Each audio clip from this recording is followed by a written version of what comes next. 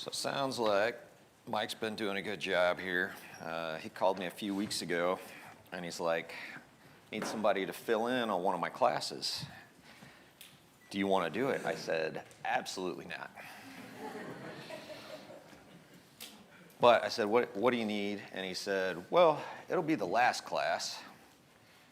I'm like, oh, great, I get to wrap up everything you've done all quarter.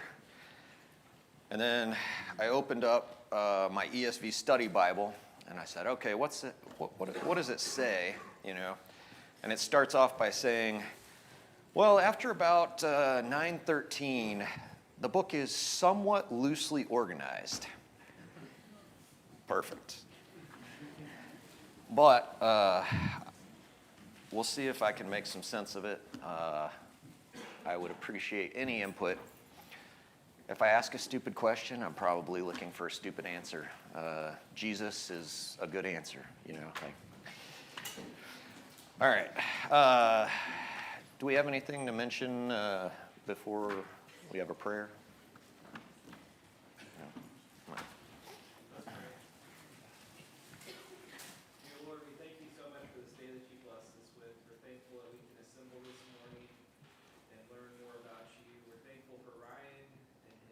Willingness to teach us about Ecclesiastes. We're thankful that we can learn about this portion of your word. Dear Lord, please be with us all through this time. Help us to concentrate. Thank you for the love that you have shared to us or shown to us in giving us your word. Please be with everyone who is traveling during these holidays. Please keep them safe. In Christ's name, amen. All right. Since the book is somewhat loosely organized, I was trying to get an idea of sort of the overall theme of the section we were going to go over. Looks like Mike got most of the way through chapter 10. But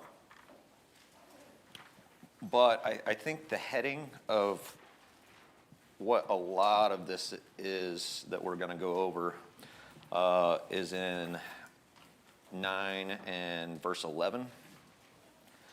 The idea that time and chance happen to them all.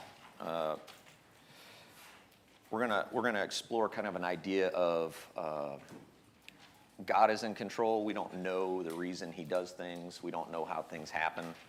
And that's going to be the, I think, overall idea behind what we're gonna look at.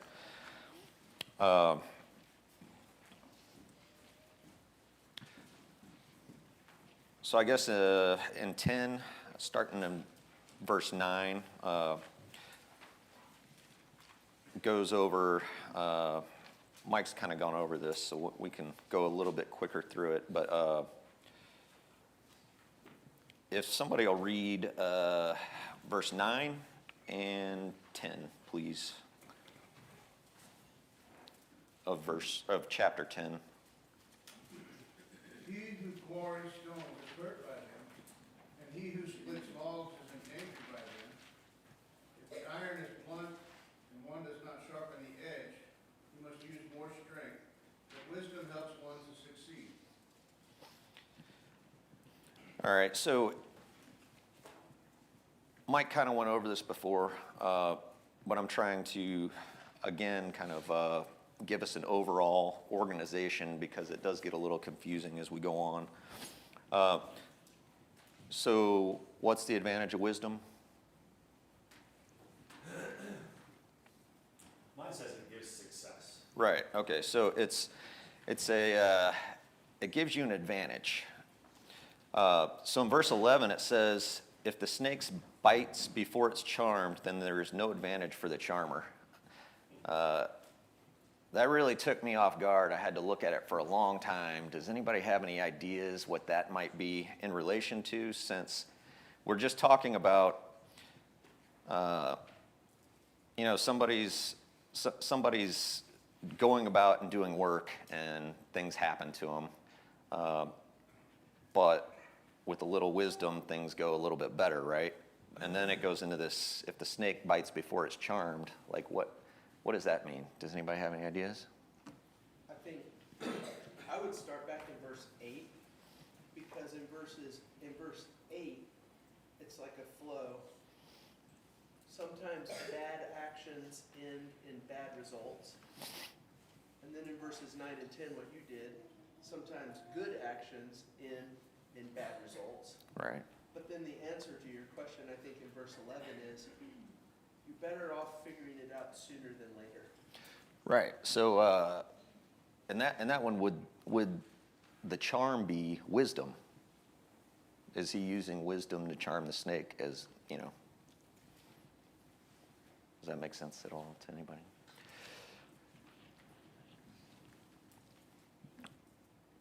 So,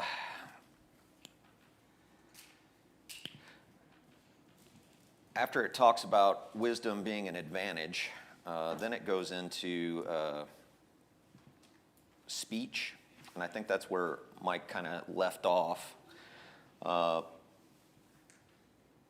Can somebody read, let's see, 12 through 14? The words of a wise man's mouth win favor, but the lips of a fool consume. The beginning of the words of his mouth is foolishness, and the end of his talk is evil madness. A fool multiplies words, though no one knows what it is to be, and who can tell him what will be after him? All right, so in verse 12,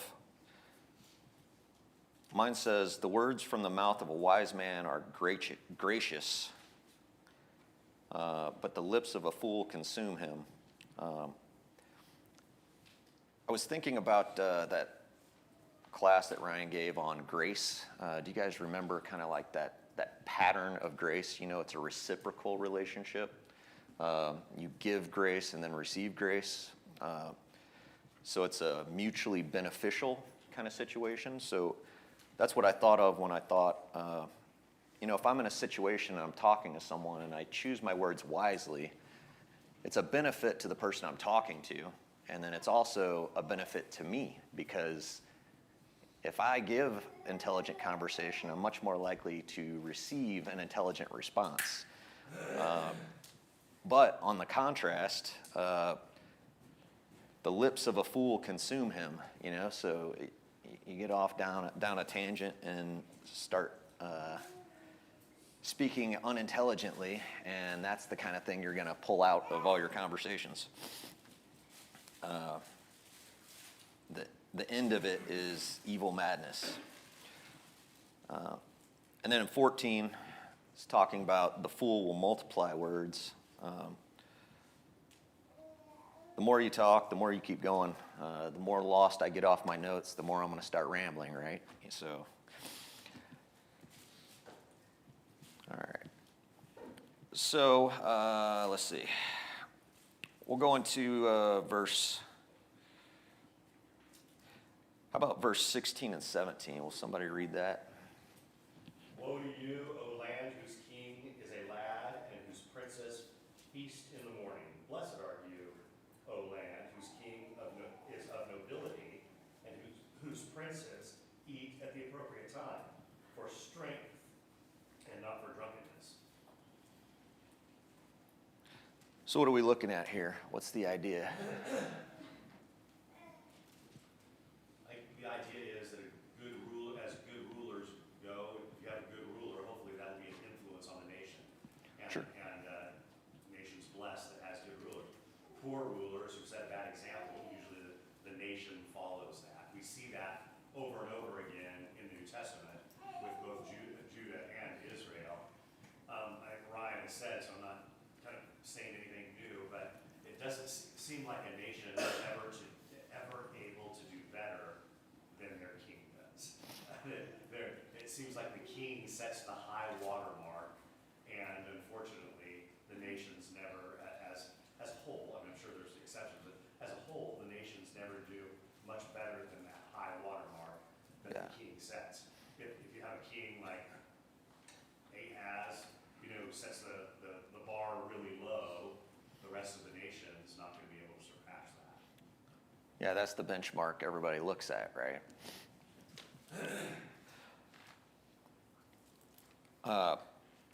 So the next, starting in 18, it says, because of laziness, the roof caves in, and because of negligent hands, the house leaks. A feast is prepared for laughter, and wine makes life happy, and money is the answer to everything. When I was reading this all together, I got a little confused. But I look at 18 and 19 as what the foolish young ruler says. The idea is, in 18, they're just lazy and they're feasting in the morning, and they're having problems. Their roof's caving in, right? And their attitude about it is, we're going to eat and drink and be happy. And then money is the answer to everything, which some of the commentaries went a completely different way with it, but that's the thing that makes sense. Does anybody else have any an alternate way of looking at that? Yes, sir. This is just life under the sun. He doesn't get down to looking at things for God in view, really until you get chapter 12. Yeah, he kind of hints at it, but he hasn't dug down deep, right? And so, things pertaining to this life, if you throw God out of the manner, there's no judgment, then money does answer a lot of issues Sure. in this life. Not always answered it rightly, Sure. but it's easier the roof leaking is not a big deal if you've got the ability to get it fixed. Pretty big deal if you don't. Yeah, that was kind of the other way of, there was a couple different ways when I was studying it. There was a couple ways to look at it, and that definitely makes sense. That life under the sun, money fixes everything. I like the idea of the contrast between the good rulers and then the rulers that feast at the proper time, and then the attitude, but I'm not sure I could make a case for it.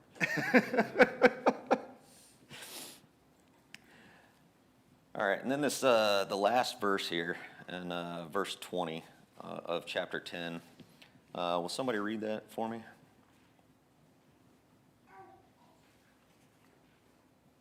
10 verse 20. Even in your thoughts do not curse the king, nor in your bedroom curse the rich.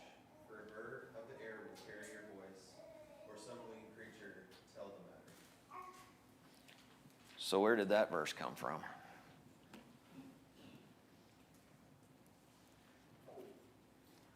Like we're talking about the difference between rulers that feast at the proper time and rulers that don't. You know, wise and foolish. Why all of a sudden is it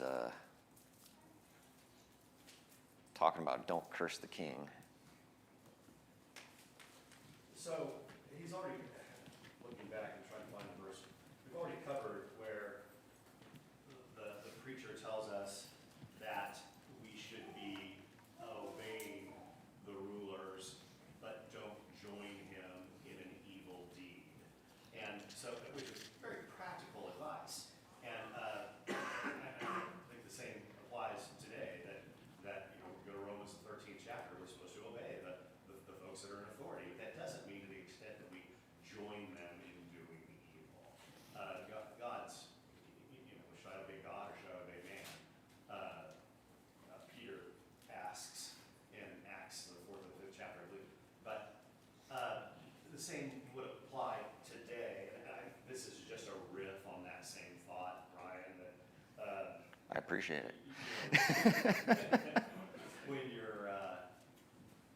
you are in your bedchamber and you think that it's like saying the walls have ears. You know, you think you're going to complain about the king. Well, somebody might hear about that, and there might be repercussions for doing that.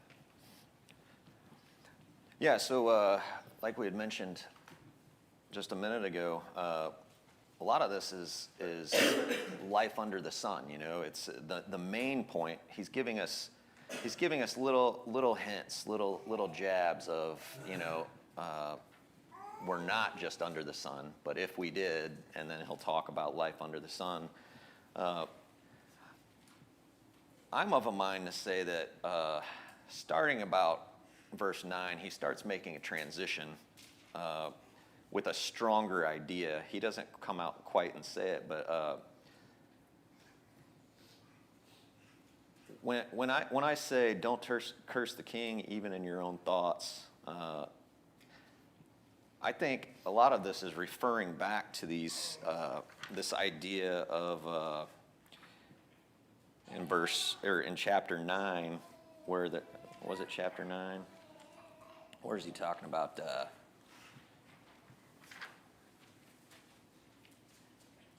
Maybe not. Anyway, wherever it was, he's talking about the kings. The kings are the rulers, and wisdom is despised. 9:16 it says, "Wisdom is better than strength, but the wisdom of a poor man is despised, and the words are not heeded." That's just one of the verses pulled out. But through this whole section, he's talking about how wisdom is not popular. He gets into the fact that politicians are usually just spewing words. The person that is wise is not looked upon as important and saying things that are worthwhile.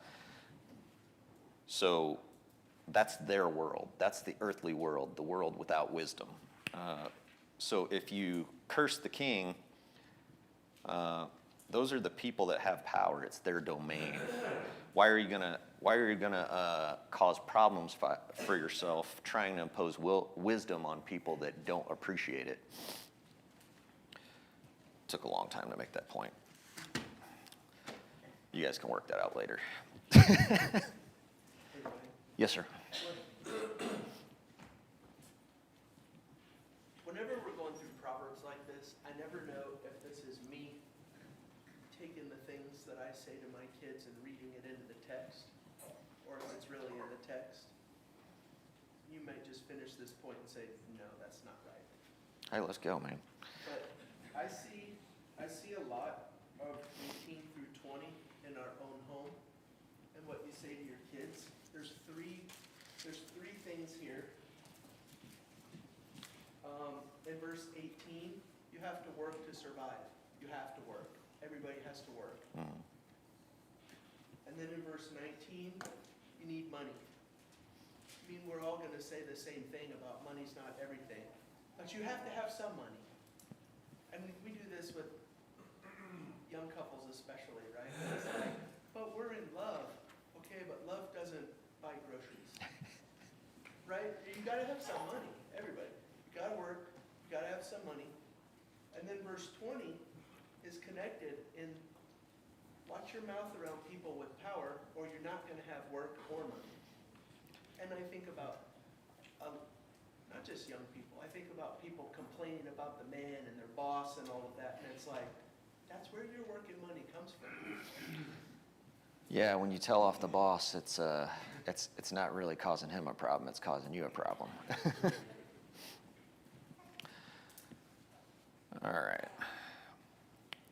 Well, now we get to go into the complicated stuff.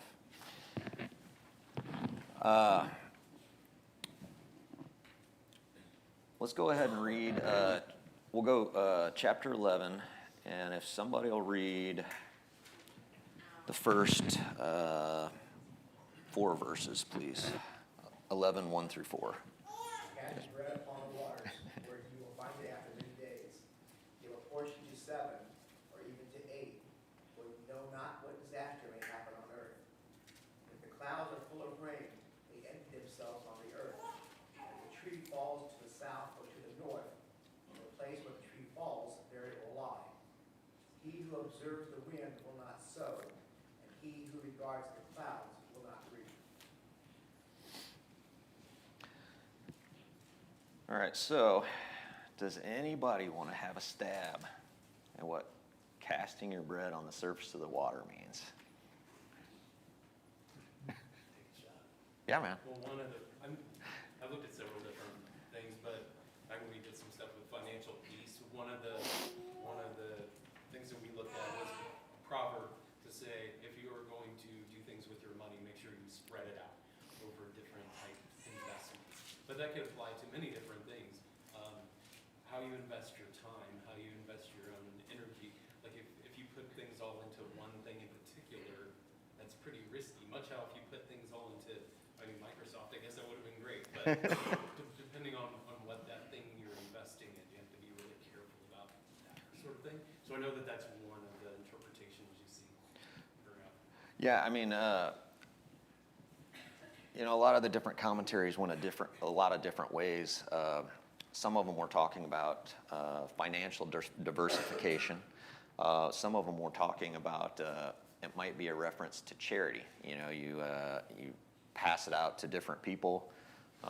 You don't know what's going to happen. Someday they might be giving it back to you, kind of thing.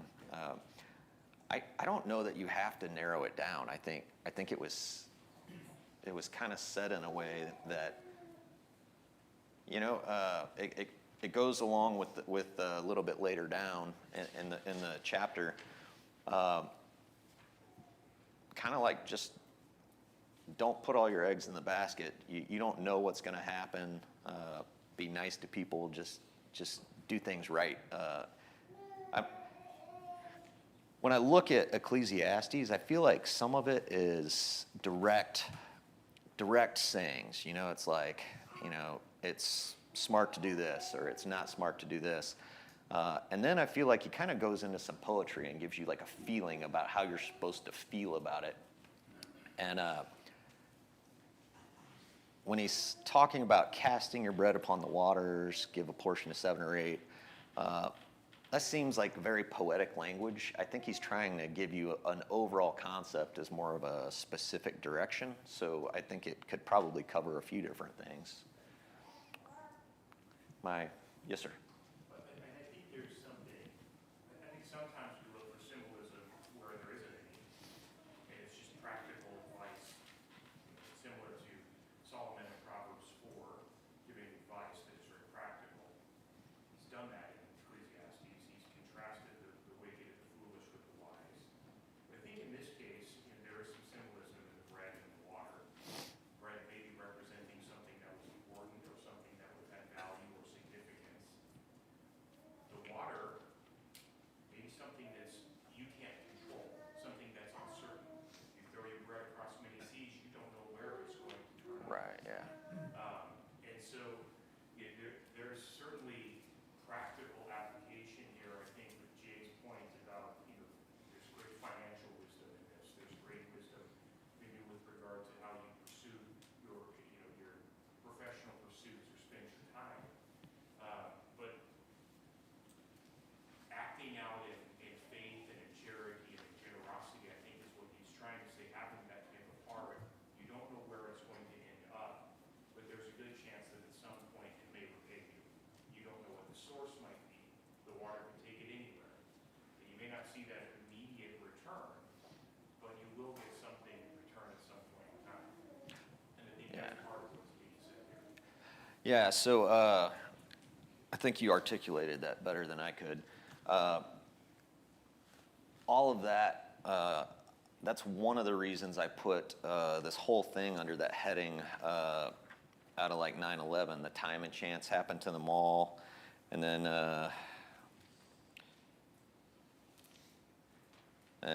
8 and 17, I observed all the work of God and concluded that man is unable to discover the work that is done under the sun.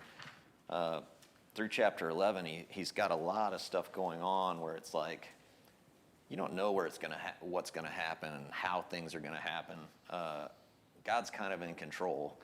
I think the general idea that we're going to get at here, and we can get some feedback on this as we go on, but one of the notes I put out to the side is live your life and keep God in mind and just be happy with what he's blessed you with. There's an overall concept of you don't have control, so don't grab it. Don't try to achieve it because you're not going to have it. Anyway, I'm getting ahead of myself, but what you said kind of like made me go that direction. Where were we? So in 3, it's saying if the clouds are full, they'll pour out rain on the earth. A tree falls to the south or to the north, the place where the tree falls, there it's going to lie. Does anybody have a general concept of what it's getting at, or?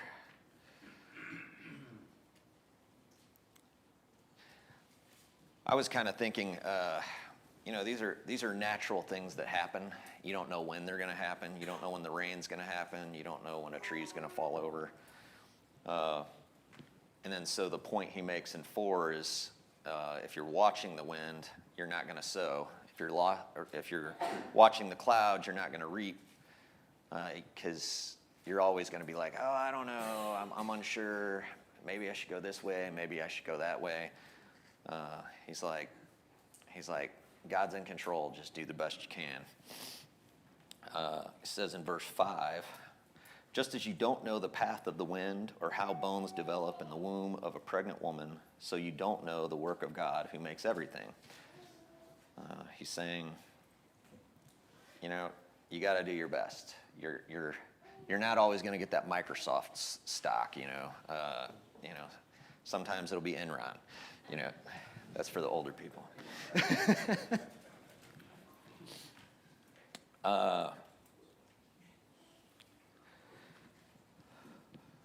So, verse 6, in the morning, you want to sow your seed.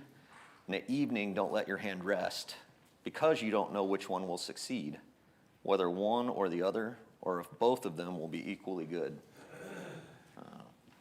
So I think I got ahead of myself there summarizing, but does anybody else have anything to say about that verse? Or this whole section even? I'm talking a lot. Yeah, Rosie? I just keep, the thought that keeps coming to my mind as you go through these verses is that it's just God telling us we need to trust Him. We need to do our best in this life. There's going to be a lot of curveballs. There's most of it we're not going to be able to control.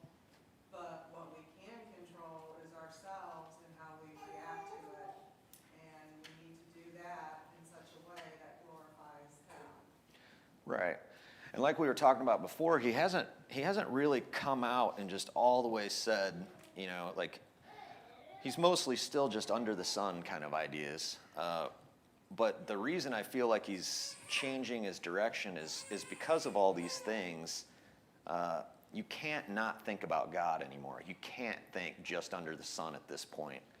You don't understand anything he's talking about if you're not thinking about God controls these things, and you have to live under a concept of pleasing Him. Did I go off the rails on what you said, or does that work? No. Right there with me. All right.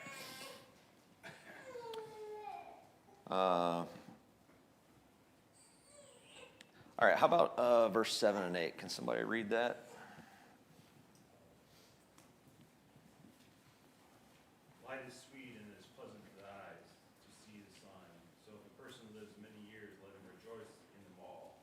But let him remember the days of darkness will be many. All that comes is vanity. So can we paraphrase that? Give an overall synopsis of just the idea that's conveyed there?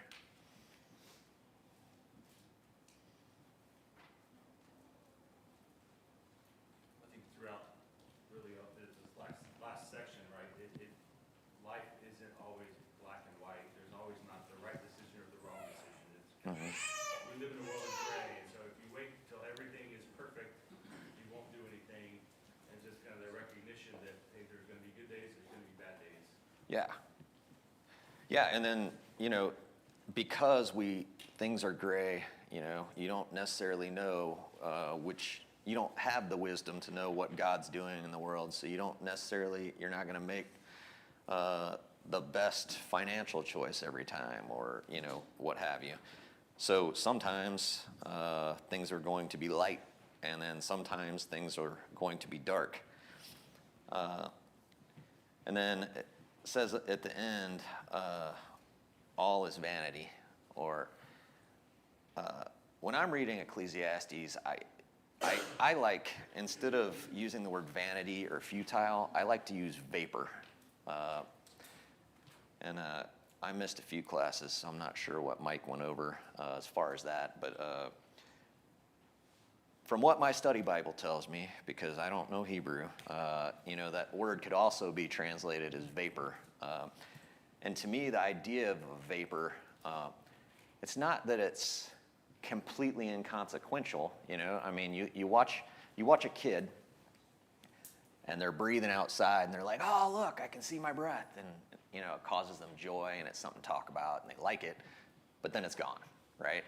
And I think in light of everything he's talking about through Ecclesiastes, he's saying, it's not necessarily vain or futile, because towards the end of the book, once we start talking about God,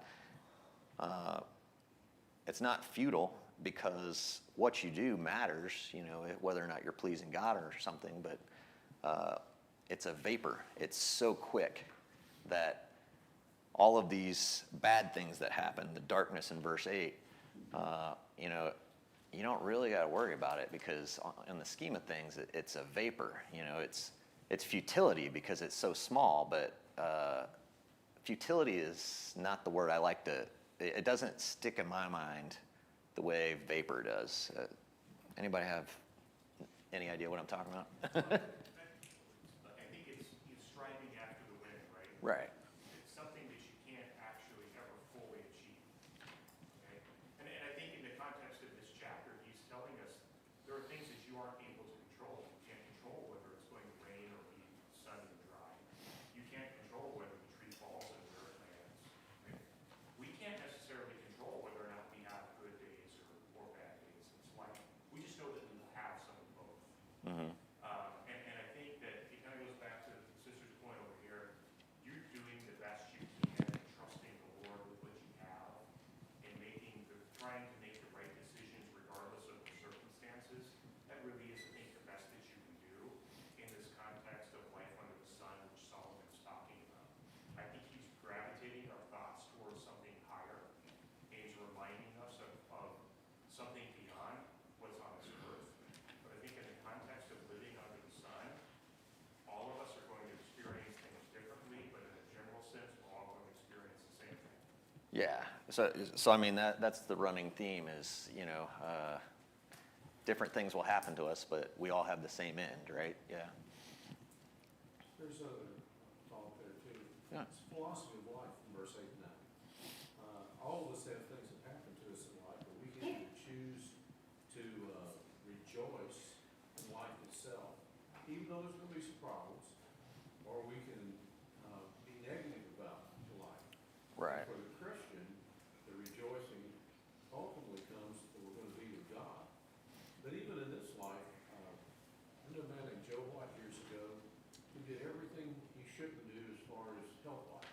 He lived to be 80-something years of age because he got up every day. And he said he just thanked God profusely when his feet hit the floor. And his philosophy of life was, whatever else is going on, I'm going to rejoice.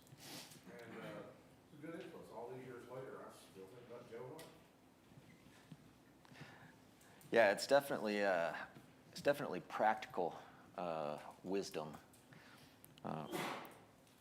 Just kind of as an aside, since I thought about that, I always kind of think this kind of Ecclesiastes is a little bit Psalms and it's a little bit Proverbs to me. Like it's got a lot of feeling to it, but then all of a sudden you're going to get some sort of practical nugget that's just like, oh, okay. Let's see.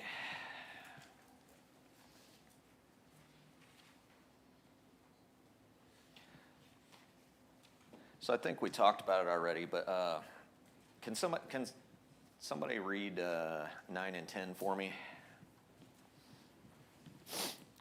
Verse 11 or chapter 11. Rejoice, O young man, in your youth, and let your heart cheer you in the days of your youth. Walk in the ways of your heart and the sight of your eyes, and know that for all these things God will bring you into judgment. Remove vexation from your heart and put away pain from your body, for youth and dawn of life are vanity. So we kind of got into that a little bit because of verse 7 and 8. I had a couple thoughts that probably won't make sense to anybody, but does anybody else have anything to put on to 9 and 10 there? What is that saying to you guys?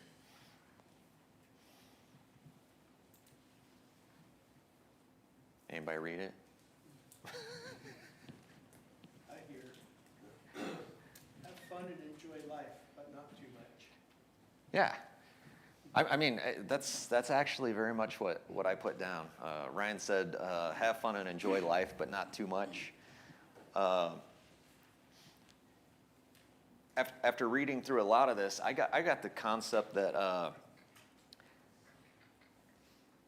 say it's Solomon that wrote this. I think this entire book refers to worry as a byproduct of kind of excess ambition.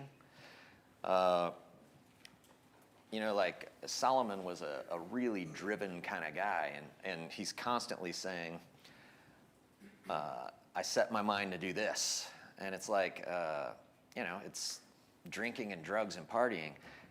And man, he did it to the hilt. He's like, I'm going to take this seriously, and I'm going to party, and then I'm going to write about it. And I mean, who do we know that does that? I mean, he was just really ambitious about going that direction. And then he talks about, I didn't put the verse that I was thinking about, so I forget where it's at. But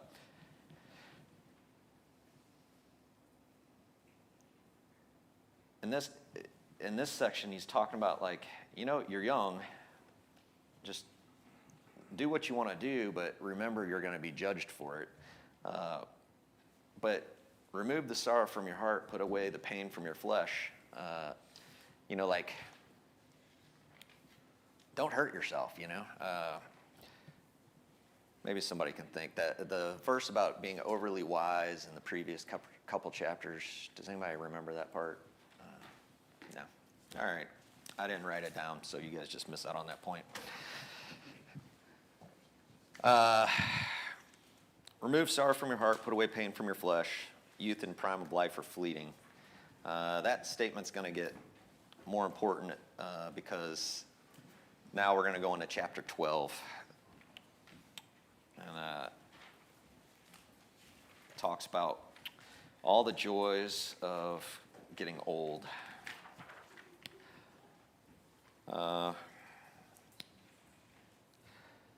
Can somebody just read the first 8 verses? So remember your Creator in the days of your youth, before the days of adversity come, and the years approach when you will say, I have no delight in them. Before the sun and the light are darkened, and the moon and the stars, and the clouds return after the rain. On the day when the guardians of the house tremble, and the strong men stoop, the women who grind cease because they are few, and the ones who watch through the windows see dimly. The doors at the street are shut, while the sound of the mill fades, when one rises at the sound of a bird, and all the daughters of song grow faint. Also they are afraid of heights and dangers on the road. The almond tree blossoms, the grasshopper loses its spring, and the caperberry has no effect, for man is headed to his eternal home, and mourners will walk around in the street, before the silver cord is snapped, and the gold bowl is broken, and the jar is shattered at the spring, and the wheel is broken into the well. And the dust returns to the earth as it once was, and the spirit returns to God who gave it. Absolute futility, says the teacher. Everything is futile. So in the interest of time, maybe we'll just kind of say he starts off, remember God in the days of your youth. And the reason is because you're going to get old. And then he describes getting old, right? All these things are different illustrations of the joys of falling apart. All right. The last little bit, I'll read it. You guys help me formulate a concept for the conclusion here. In addition to the teacher being a wise man, he constantly taught the people knowledge. He weighed, he explored, and arranged many proverbs. The teacher sought to find delightful sayings and write words of truth accurately. The sayings of the wise are like goads, and those from masters of collections are like firmly embedded nails. The sayings are given by one shepherd. But beyond these, my son, be warned, there is no end to the making of many books, and much study wearies the body. When all has been heard, the conclusion of the matter is, fear God, keep his commandments, because this is for all humanity, or the whole duty of man. For God will bring every act to judgment, including every hidden thing, whether good or evil. All right, so Solomon's talking about, okay, maybe not Solomon, sorry. Solomon, though. He's talking about why he did this. So why did he say, or what did he say he was doing? And why did he say it was worthwhile? To teach people? Right, so he's collecting all of his wisdom because he set out to know everything, right? And he wants to teach people. So he says, the sayings of the wise are like goads. So, like, it's like herding animals or something, you just kind of hit them with the stick and they go where you want them to go. Or firmly embedded nails, something sturdy to hold on to. And then 12 through 14, that's kind of the concept I was getting at before. Solomon was a highly motivated person. He set out to know everything. And he's like, all that you really need to know is fear God and keep his commandments. And I almost think it was like a reflective thing where he's like, I robbed myself of a lot of joy because in everything I was trying to figure out the motivations of God and how everything worked. And that's just not what we're here for. It doesn't work. You can't know the mind of God. But everything we do is for him and under him. So anybody else have last word on? Yes? Something I've thought about in verse 12 is someone told me this once, is like, if you're looking for your answers in books, like, you're going to finish one book and then you're just going to have another list of questions, and then you're going to try and find more books. Or another opinion. But like, you need to get your truth from God, and that's where you're going to Yeah, I mean, more questions from more books. yeah, so Solomon eventually understood the overall truth. All of it came from God, one shepherd, he said, And then but at least the last back half of the book of Ecclesiastes, he's talking about there's no way to know the mind of God. So I think he's just kind of saying, everybody be cool, But I don't know, I was kind of hoping I'd have some pushback somewhere from that, but. Well, the irony is he's just got done saying that he's put down many proverbs, which makes us obviously think about the book of Proverbs. He's put down many proverbs, he's written this. I think you already said it, he's reflecting, man, I spent a lot of time writing these books. And then he writes, the writing of many books is endless and excessive devotion to books is wearying to the body. This is wearing me out. Yeah. He says, and then finally he says, okay, I'm going to give you a shortcut. The shortcut to everything I've written is fear God and keep his commandments. Yeah, that's where it is, right? That's it. I mean, the whole duty of man, and yeah, we can read his wisdom, we can read, he wanted to convey all these wise sayings to us, that's great, but at the end of the day, fear God and keep his commandments. Perfect. Thanks for everybody's help.